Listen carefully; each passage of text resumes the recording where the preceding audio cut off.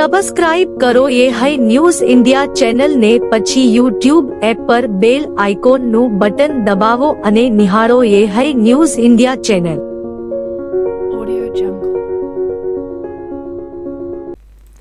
વાવ-થરાદ જિલ્લાના સુઈગામ તાલુકાના પાડર ગામમાં એક હૃદયસ્પર્શી અને પ્રેરણાદાયી ઘટના સામે આવી છે, જે ભાઈ બહેનના અતૂટ પ્રેમ અને ત્યાગનું જીવંત દ્રષ્ટાંત બન્યું છે।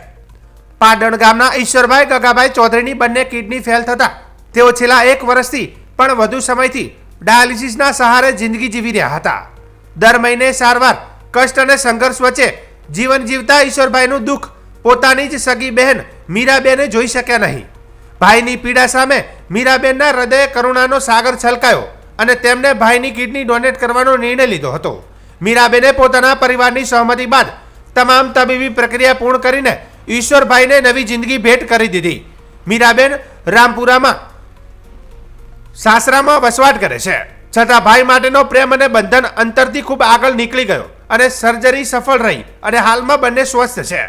ભાઈ માટે જીવતું જાગ ત્યાગનો આ દાખલો ગામની સીમાઓ પાર કરીને જિલ્લામાં ચર્ચાનો વિષય બન્યો છે। મીરાબેન વારંવાર માત્ર એટલું જ કહે છે કે જુગ જુગ જીવો મારા વીર, મોગો મૂલો તો મારો વીર રે। આ શબ્દો માત્ર મમતા નહીં પરંતુ ભાઈ માટેનો અદ્વિતીય પ્રેમ અને હિંમતનો પર્યાય છે। ભાઈ બહેનના સંબંધને વાર્તાઓ, કાવ્યો અને ફિલ્મોમાં જોઈને અનુભવ્યો હશે, પરંતુ પાટણ ગામે આ બંધનનું જીવંત સાક્ષી પૂરું પાડ્યું છે। સમાજમાં જો આ સ્વાર્થ અને અંતર વધતું જાય છે, ત્યાં મીરાબેનને આ ત્યાગ સકારાત્મક સંદેશ આપી રહ્યો છે કે હૃદયમાં પ્રેમ અને વિશ્વાસ હોય તો સંબંધો માત્ર લોહીના નહીં પરંતુ જીવનના બને છે। પાટણ ગામના લોકોએ મીરાબેનને શુભેચ્છાઓનો વરસાદ વરસાવ્યો અને ભાઈ બહેનની આ જોડી જુગ જુગ જીવે તેવી મૂળેશ્વર મહાદેવ સમકક્ષ પ્રાર્થના કરી હતી। આ ઘટના માત્ર એક સફળ સર્જરી નહીં પરંતુ માનવતા, સ્નેહ અને ત્યાગના સૌથી પવિત્ર સ્વરૂપનું ઉજળું ઉદાહરણ બની રહ્યું છે। વાવ-થરાદ જિલ્લાના થરાદ ખાતે તાજેતરમાં થરાદ રાહ અને લાખણી તાલુકાના 11 ગામોના ઠાકોર સમાજનું બંધારણ ઘડવા મુદ્દે સંમેલન યોજાયું હતું, જેમાં બનાસકાંઠાના સાંસદ ગેનીબેન ઠાકોરે સમાજ સુધારણા મુદ્દે પોતાનો વક્તવ્ય રજૂ કર્યું હતું। તેમણે સમાજમાં પ્રવર્તી અંધશ્રદ્ધા, કુરિવાજો અને ખાસ કરીને દશામાના વ્રત જેવી માન્યતાઓનો ખુલ્લો વિરોધ કર્યો હતો। ગેનીબેન ઠાકોરે પોતાના સંબોધનમાં ખાસ કરીને મહિલાઓને ટકોર કરતા જણાવ્યું હતું કે દીકરીઓ અને બહેનોએ દશામાના વ્રત કરવા જોઈએ એ જરૂરી નથી। તેમણે તાકીદે દલીલ કરતા કહ્યું કે બીજા સમાજને ક્યારેય દશામાં નડતા નથી તો માત્ર આપણને જ કેમ નડે છે। તેમણે કટાક્ષમાં ઉમેર્યું હતું કે આવા વ્રતો કરીને આપણે સામે ચાલીને ઘરમાં દશા બેસાડીએ છીએ। તેમણે કહ્યું કે જો કોઈને દશામાં નડતા હોય તો તેમને મારી પાસે મોકલી દેજો।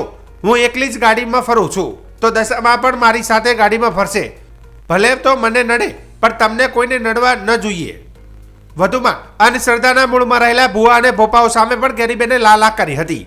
તેમણે સમાજના લોકોને ચેતવ્યા હતા કે કોઈ પણ પ્રકારની શારીરિક કે માનસિક તકલીફ હોય તો ભુવા પાસે જવાના બદલે નિષ્ણાત ડોક્ટર પાસે જવું જોઈએ અથવા તો કોઈ સામાજિક મુદ્દે સગા સંબંધીઓની સલાહ લેવી જોઈએ।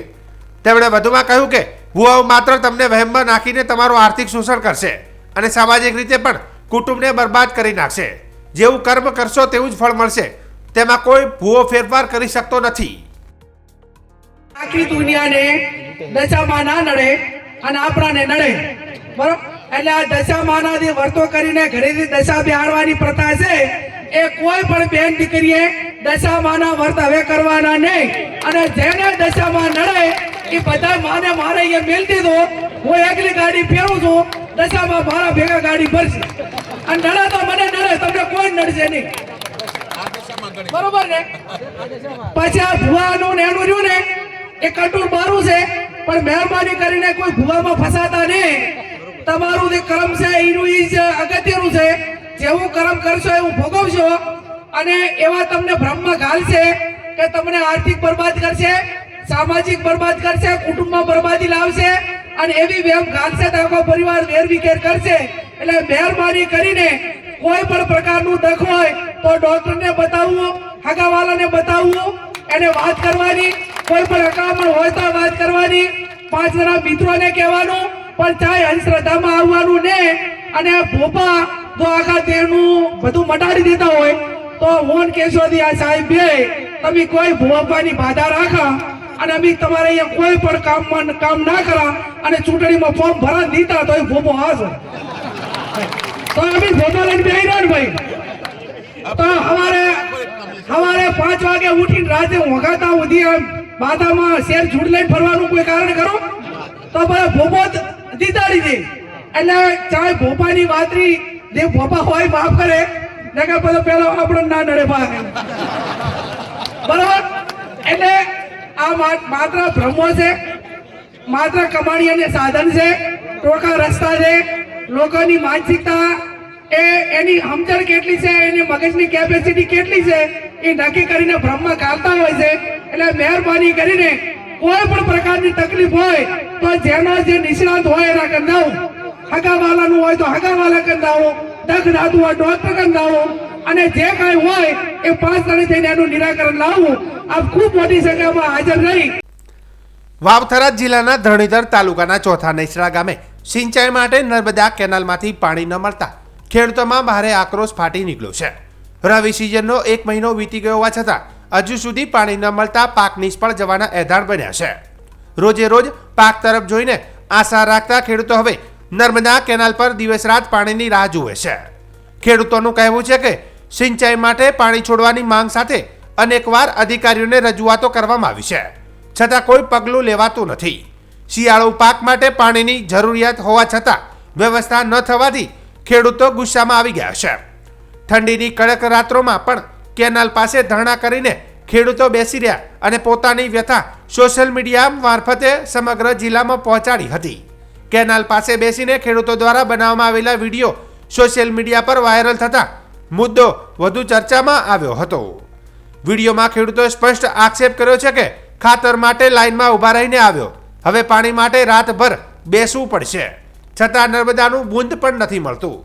આવી ઠંડીમાં પણ પાણી માટે ટીપાની રાહ જોતા ખેડૂતો રઘવાયા છે. કેનાલમાં પાણી છોડવામાં વિભાગીય બેદરકારી અને મરામતના લાંબા ખેંચાણને કારણે સ્થિતિ વિકટ બની છે. ખેડૂતોની માંગ છે કે તાત્કાલિક નર્મદા કેનાલમાં પાણી છોડવું, સિંચાઈ માટે પાણી વહેંચણીનું વૈકલ્પિક આયોજન, લાંબા સમયથી અટકેલી કેનાલ મરામતની પ્રક્રિયા તેજ કરવી. ખેડૂતોએ ચેતવણી આપી છે કે જો 48 કલાકમાં સમસ્યા હલ નહીં થાય તો મોટા પાયે આંદોલન શરૂ કરવામાં આવશે. ચોથા નેસડા સહિત વિસ્તારોમાં રવિ પાકના પાણીના અભાવે સુકાવાની કગાર પર છે. માવઠાથી પાકને નુકસાન થયું, હવે પાણી ન મળતા બીજ રૂંધાવાની ભીતિ વધી રહી છે. અમારે પાણી છેલ્લા સુધી પહોંચતું નથી, પાણી આવતું નથી. એવી સરકાર પાસે અમારે અપેક્ષા છે કે તરત પાણી આવે. તમે રજૂઆત કરી એકવાર? રજૂઆત કરી હતી પણ કોઈ સાંભળતો નથી. છેલ્લા સુધી પાણી પોકતું નથી. ચેરાળીઓમાં ડાભોળોમાં કોઠા સુધી પાણી પોકતું નથી. તમારે શું માંગ છે? અમારે માંગી છે કે પાણી તરત છોડે અને તરત પહોંચે. ચોથા નેસડા કેનાલ માઇનર 4 બરોબર કસ્ટમ રોડથી અમે અત્યારે 2 કિલોમીટર આગળ અને ઓથી કેનાલ હજી 4 કિલોમીટર આગળ જાય છે ખેતરમાં.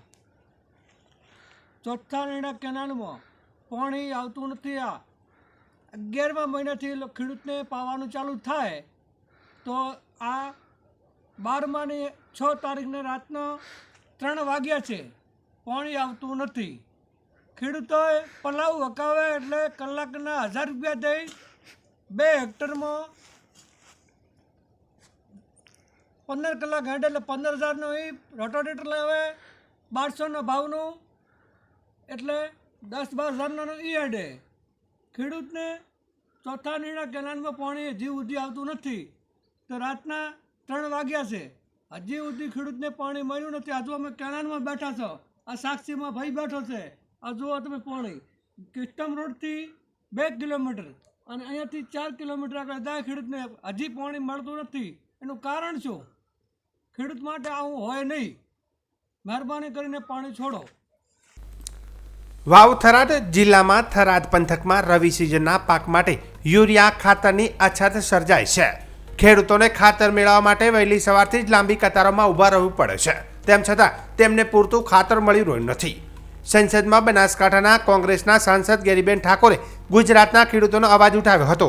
ડ્રગ્સ, દારૂની હોમ ડિલિવરી થાય છે પરંતુ ખેડૂતોને ખાતર મળતું નથી તેવો મુદ્દો પણ ઉઠાવ્યો, છતાં કંઈ ફરક ન પડ્યો હોય તેમ આજે પણ ખાતર માટે લાંબી લાઈનો દેખાઈ હતી. છેલ્લા કેટલાય દિવસોથી ખેડૂતોની યુરિયા ખાતર માટે ધક્કા ખાઈ રહ્યા છે. ઘરના કામ પડતા મૂકીને ખેડૂત પરિવારની મહિલાઓ પણ ખાતર માટે લાઇનમાં ઊભી રહેવા મજબૂર બની છે. ખેડૂતો જણાવ્યું કે છેલ્લા 2 મહિનાથી ખાતરની તંગી પ્રવર્તી રહી છે. ઠંડીનું પ્રમાણ વધારે હોવા છતાં તેઓ વહેલી સવારના 5 વાગ્યાથી ખાતર માટે રાહ જોઈ રહ્યા છે. ખેડૂતો ભૂખ્યા અને તરસ્યા રહીને ખાતરની રાહ જોઈ રહ્યા છે અને તેમને તાત્કાલિક ખાતરની જરૂર છે તેવી માંગ કરી હતી. જમીન અમારે 2 મહિનાની ખાતરની તંગી છે. ખૂબ બેઠું પાણી ખૂબ આવે, પછી એમાં ધોન થતું નથી ગતવી. અને કોઈ બીજા બધા શેઠ આવીને ઉભા અને પૂછ્યા તરસ્યા ઉભા હતા 2 મહિનાથી. બોલો. હા સાહેબ, અમે રાતે 5 વાગે સવારના 4 વાગે બોલો કોબળી મોટી મોટી આયા. અમારે ખાતર જોઈએ. ગુજરાતના મુખ્યમંત્રી ભૂપેન્દ્રભાઈ પટેલ આગામી 11 ડિસેમ્બર 2025ના રોજ બનાસકાંઠા જિલ્લાના વિકાસને નવો વેગ આપવા રૂપિયા 1000 કરોડથી વધુના વિવિધ વિકાસ કાર્યોનો શુભારંભ કરાવશે. આ અવસરે તેઓ જિલ્લાના 7થી વધુ વિશાળ પ્રકલ્પોનું લોકાર્પણ અને 15થી વધુ કામોના ખાતમુહૂર્ત કરશે, જેના પરથી બનાસકાંઠાના ઇન્ફ્રાસ્ટ્રક્ચર, શિક્ષણ, આરોગ્ય તથા માર્ગ વ્યવહાર ક્ષેત્રમાં ક્રાંતિકારી પરિવર્તન આવવાની સંભાવના છે. મુખ્યમંત્રીના હસ્તે ઉમરદસી નદી ઉપર 6 માર્ગીય રોડને અનુરૂપ 4 માર્ગીય પુલ, ગઠામણ જંકશન ઉપર નવીન વીયુપી, પીએચસી મડાણા ગઢ અને પીએચસી વેડંચાના નવા બાંધકામનું લોકાર્પણ કરવામાં આવશે. તે ઉપરાંત પાલનપુર ખાતે અનુસૂચિત જાતિના વિદ્યાર્થીઓ માટે અદ્યતન સુવિધાસભર સરકારી કુમાર છાત્રાલય તથા કિડોતર અને સેજલપુર પ્રાથમિક શાળાના કુલ 22 નવા વર્ગખંડોનું પણ ઉદ્ઘાટન થશે. જિલ્લાના ટ્રાન્સપોર્ટેશન ઇન્ફ્રાસ્ટ્રક્ચરને લઈને પણ મહત્વપૂર્ણ નિર્ણયો અમલમાં આવશે. પાલનપુર બાયપાસ રોડને અનુરૂપ નવો 4 માર્ગીય પુલ, પાટણ ડીસા માર્ગનો વિસ્તરણ અને મજબૂતીકરણ, રેલવે લાઇન પર નવા ROB, ઉમરદસી નદી પર 4 લેન પુલ સહિતના વિકાસ કાર્યોનું ખાતમુહૂર્ત થવાનું છે. ડીસામાં સરકારી કચેરીઓના કેમ્પસ ડેવલપમેન્ટ, વિરુણા બસ સ્ટેશનથી દેવપુરી બાઈ મંદિર રોડ, એટાથી ગોળા રોડનું માર્ગ વિકાસ, પાલનપુરમાં જિલ્લા શિક્ષણ અને તાલીમ ભવનનું નવું બિલ્ડિંગ તેમજ 250 ક્ષમતા ધરાવતી આદર્શ નિવાસી કન્યા છાત્રાલયનો સમાવેશ થાય છે.